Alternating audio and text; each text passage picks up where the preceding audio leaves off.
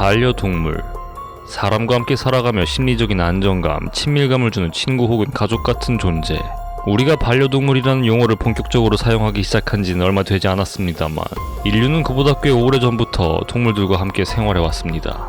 오늘은 이 수많은 종류의 반려동물들 중에서도 압도적으로 많은 사람들의 선택을 받고 독보적인 입지를 다지고 있는 두 동물, 개와 고양이에 대한 이야기를 한번 해볼까 합니다.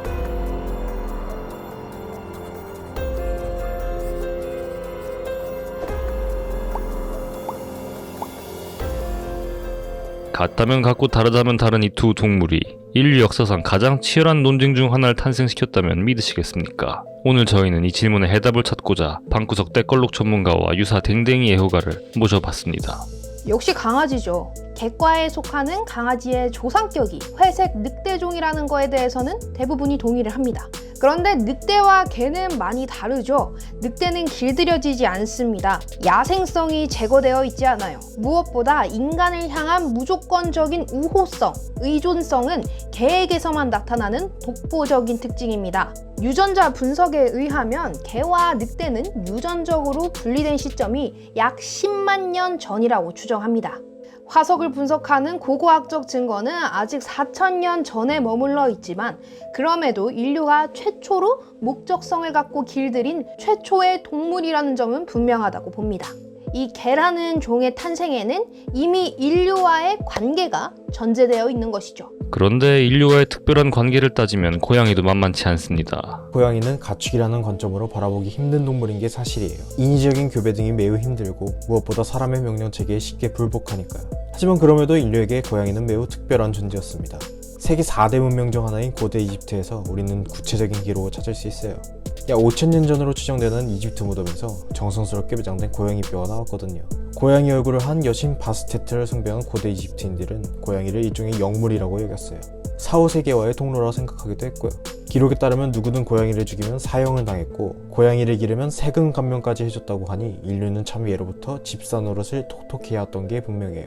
사실 어느 동물을 먼저 기르기 시작했냐는 현대인의 선택에 있어 그렇게 중요한 문제는 아닙니다. 그렇다면 현실적으로는 어떨까요?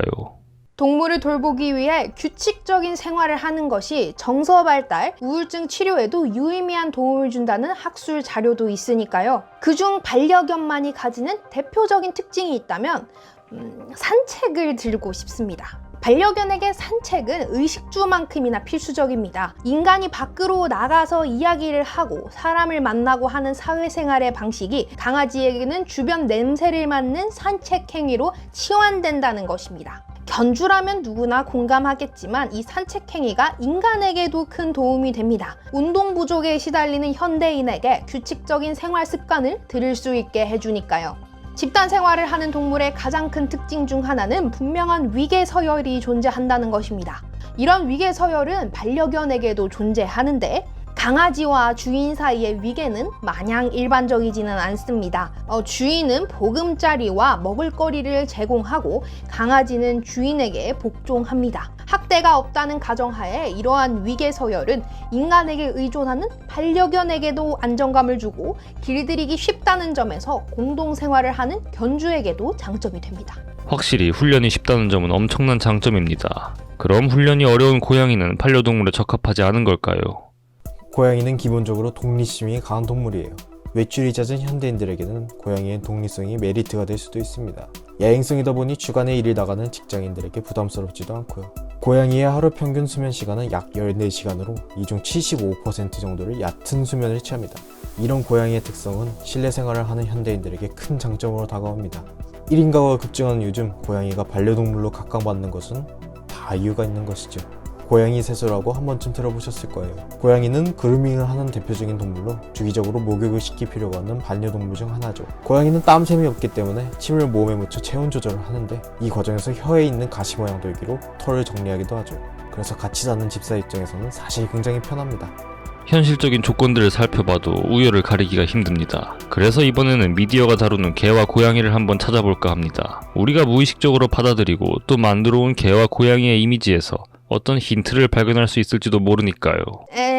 이제 강아지 같은 경우는 우리를 도와주는 어떤 도우미 역할로 묘사가 되는 경우가 많습니다. 대표적으로는 웰레스와 그로밋, 디즈니의 볼트, 플란다스의 개 등이 있겠죠. 이는 우리 인간이 강아지에게서 도움을 많이 받고 있다는 걸 투영한 게 아닌가 싶습니다. 뭐 경비견, 목축견, 안내견, 사냥견, 반려견 이전부터 인간은 어떠한 충직한 강아지에게 도움을 많이 받아왔다 이 말입니다.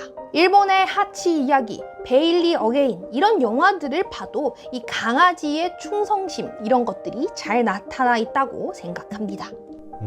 고양이 같은 경우는 사실 어떤 묘한 느낌 때문에 공포나 스릴러의 소재로 사용되는 경우가 많은 것 같아요. 중세 서양에서는 이제 마녀의 징표다 해서 같이 화형을 시키기도 했으니까요. 에드가 앨런 포의 소설 검은 고양이에도 고양이에 대한 옛서고의 막연한 공포가 잘 녹아들어있죠. 그런데 이제 이런 것들은 하나의 오해거든요. 슈렉의 장하시는 고양이, 지브리의 고양이의 본 이런 현대 애니메이션들을 보면 고양이는 신사적이고 요즘 말로 하자면 츤츤거리는 섹시한 그런 모습으로 자주 묘사되곤 해요. 이러한 고양이의 미묘한 매력은 예술가들에게도 큰 영향을 끼쳤는데요. 생전에 30마리의 고양이들과 함께 산 소설가 해밍웨이, 고양이는 신이 빚어낸 최고의 걸작이라 칭송한 다빈치, 고양이의 사랑을 받는 것보다 더 큰 선물은 없다고 말한 찰스 디킨스까지 문화가 비추는 고양이의 모습은 어딘가 신성하고 영감을 주는 그런 존재인 것 같아요. 물론 저는 그냥 귀여워서 좋아하지만요. 반려동물을 키우는 일은 큰 책임감을 요하는 일입니다. 어쩌면 그래서 우리가 더 신중하게, 때로는 고집스럽게 자신의 취향을 고집하는지도 모르겠습니다. 여러분의 생각은 어떠십니까? 둘 중 어느 편에 서더라도 한 가지만 명심하면 좋을 것 같습니다. 세상에 나쁜 개는 없고 장화시는 고양이는 언제나 귀엽다는 것을요.